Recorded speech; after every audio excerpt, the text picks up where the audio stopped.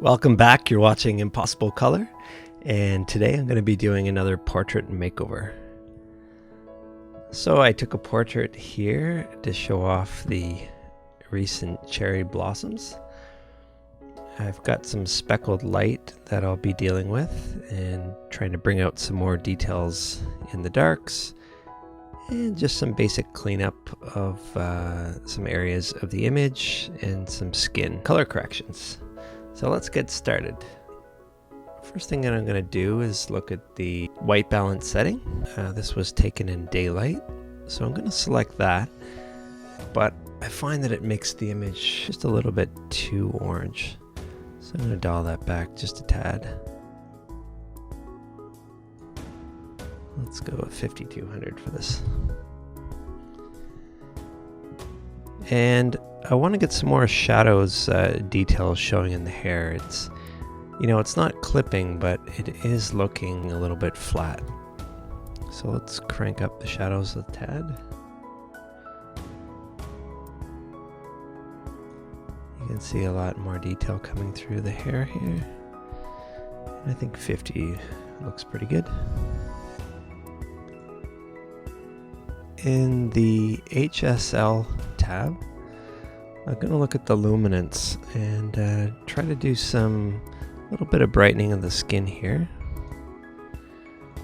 Just notch that up a little bit. For this photo, I did use a reflector, so there was quite a bit of light coming back up, even though it was in shadow, but I still want to enhance the light slightly there.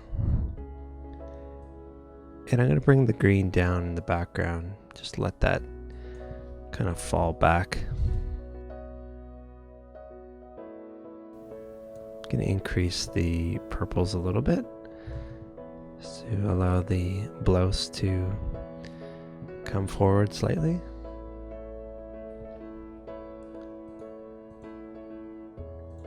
And I'm going to have a look at the lens profile corrections. A little bit of distortion with that lens, so we'll run with that. And I'm going to zoom in and see if we have any chromatic aberration issues going on. There's a little bit of fringing on the edges here, so I'm going to turn that up. Same thing for the green. And I'll have to extend the range slightly. It's not getting everything there. That's looking better. And every time you use the defringe options, make sure you test out a few different areas of your image, because you can very quickly throw things off. And that looks pretty good to me, actually. So I'm going to open this up in Photoshop now. And the first thing that I'm going to do is frequency separation. So I'm going to duplicate my background layer twice. And I'm going to name the bottom one low, the top one high. I'm going to turn off the top one temporarily. And on the low one, we're going to do a Gaussian blur.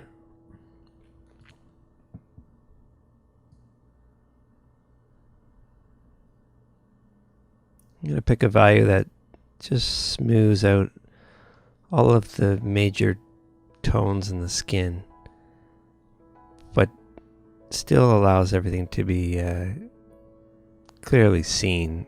You can still tell the major shapes. So I'm going to go probably about a 10 for this one. It really will depend on your own image. Now I'm going to click on the high and go to Image, Apply Image. Want to make sure that your blending is subtract, your scale is 2, and your offset is 128. And then for the layer, what you want to do is select the layer that's right below this, so that would be low. And basically what these two layers are doing is it's separating your main image into the low details, so the I guess you could call it the broad strokes, and the fine strokes. So on the high, we're going to set that to linear light. And throw those into a new group from layers. We'll call that FS for frequency separation. No change yet because we didn't do anything. And now on the low, I'm going to do some blurring.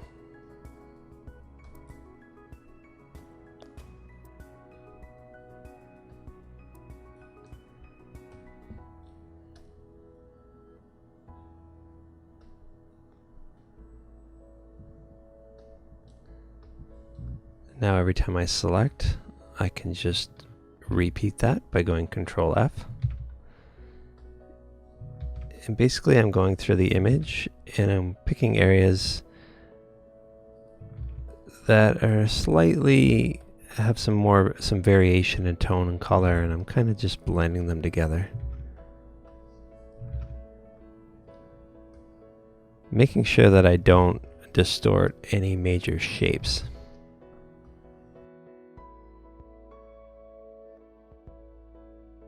Getting rid of this, some of the speckling down here that's drawing a lot of attention. I do like seeing speckled light sometimes, but I don't want it to be the dominant feature of this particular image, so just kind of blending it out a bit.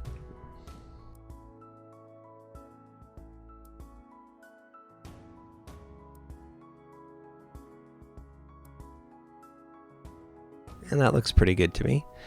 So we'll turn the high back on and just have a look at the changes so far. Let's zoom out here to fit on screen. So all this speckled light you can see is a lot softer now. And you can see the face is already starting to smooth up some more.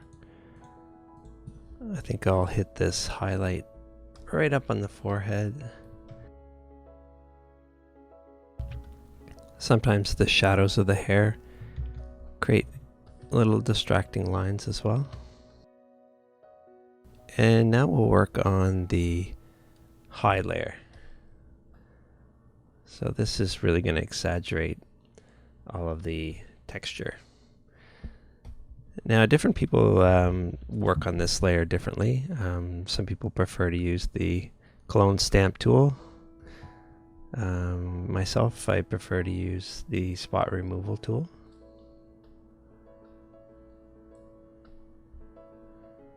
But there's probably about 10 different ways you can do this.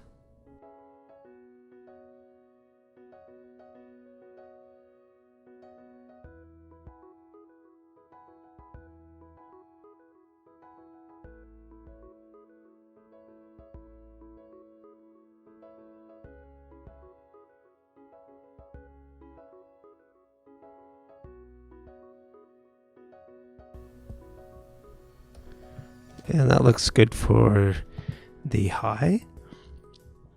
I'm going to turn that folder on and off. Do a little bit of close-up here. And you can see that the combination of the high and the low gives a nice smooth skin that you can still see pores. You can still see lots of details and sharpness, but yet it doesn't look like it's overridden with imperfections or anything. So I like the look of that, so I'm going to merge a copy of the background with it so we have something flat to work with. And the next thing that I'm going to do is correct some of the colors in the skin. And I'm going to do that by making a new layer. And just call that skin color. I'm just going to grab an ordinary brush and set it to something soft, and just make sure your opacity isn't too strong. I think I'll run with about 30%. And now if you look closely at the nose here, it's catching some of the light from the sky. So it's creating a slightly blue look. So what I'm going to do is grab this color nearby, and I'm simply going to paint it on there. Now obviously that looks pretty bad, just painting on a nose. But then I'm going to change my layer blending mode to color. So now we go from blue from the sky nose to a nice even tone. But I am going to turn down the opacity just slightly because we do want some variation to show through.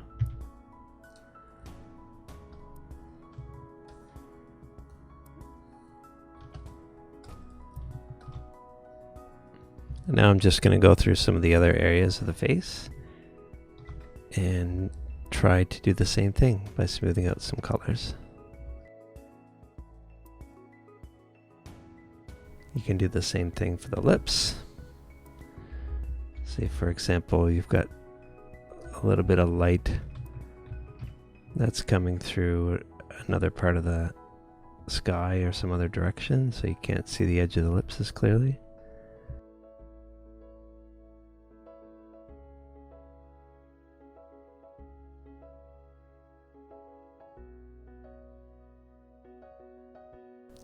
And that looks good for me.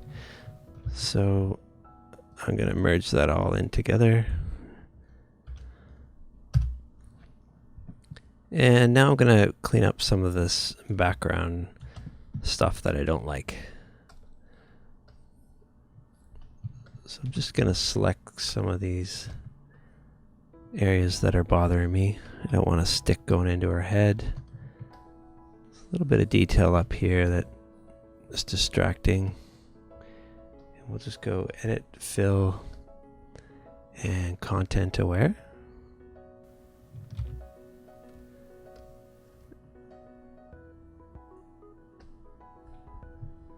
So I'm going to just kind of smooth out these edges here with the spot removal tool.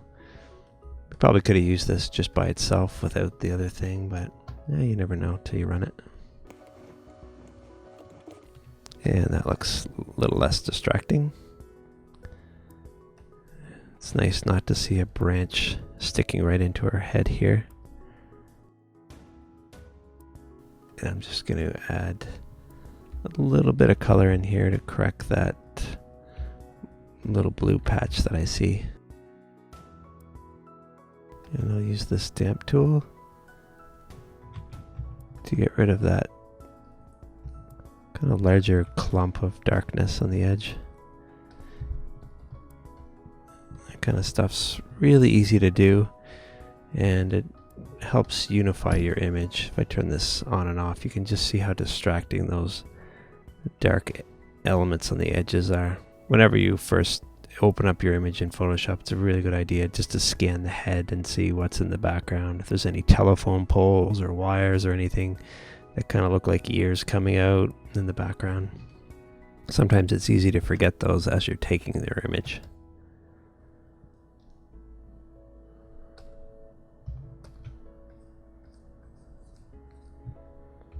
You notice that I made a separate layer for doing these color adjustments before, and now I'm just doing it directly on the layer. If there's small things, this is not a bad way to do it, but if you're making major changes in your delicate areas like the skin, then definitely do it on another layer, because you can play around with masks and things to correct it. So now I'm going to make a new layer, and I'm going to try to build a little bit of a better relationship with this green and yellow area, gold area that's here, and this more dull area that's at the top. So I'm going to grab right into the green, and I'm just going to paint some up here. I'm going to do the same thing with some of the yellow and this lighter transition. And for this pink area, I'm actually going to extend that slightly and introduce a little bit of it in some other areas, so it feels like it's part of a theme.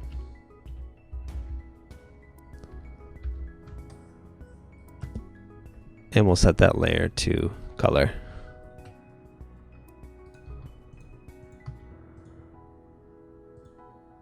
So now when I turn that on and off, you can see there's a better relationship between these two. I'm going to duplicate that layer and just blur it slightly.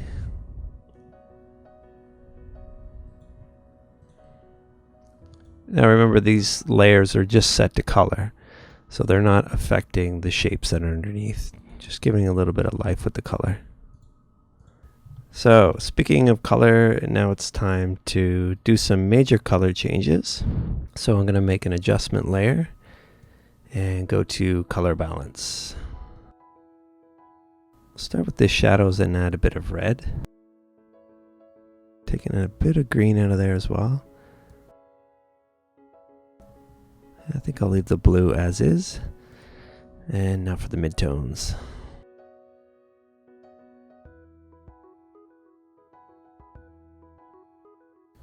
Let's turn that on and off.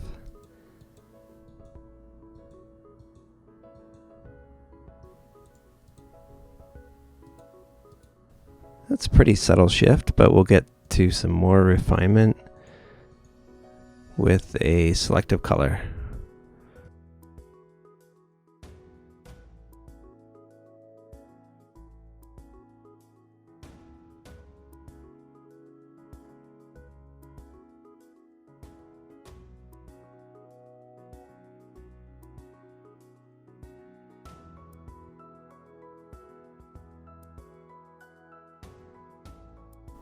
And finally, the blacks.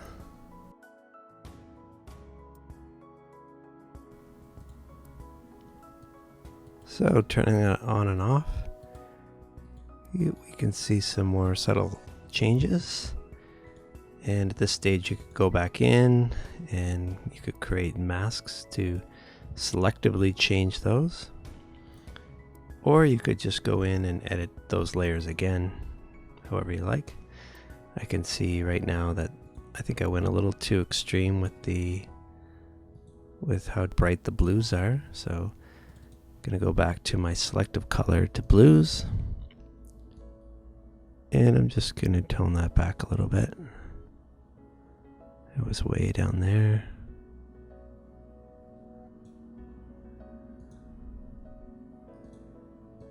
And I like that better.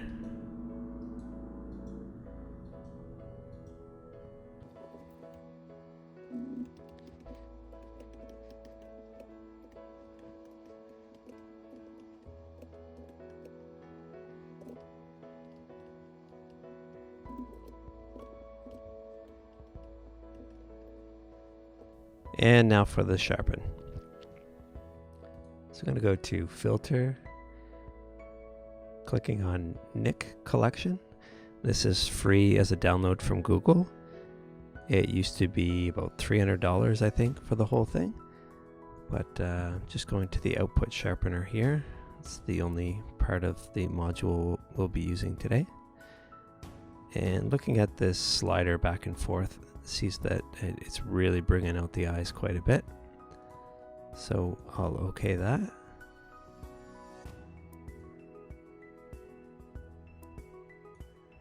Lots of detail in the skin, but yet it doesn't look really rough because of all of the frequency separation that we did earlier. So that's the final image. I hope you enjoyed this portrait makeover. Thanks a lot for checking out Impossible Color. If you like this edition, please give me a thumbs up or subscribe, share it with your friends. And if you have any questions about anything that I did today in the video, please just drop them down in the comment section below. I'd be happy to help you out. And if you want to submit an image for Save My Photo Edition, please just add your link to the photo somewhere in the comments, and we'll see you next week.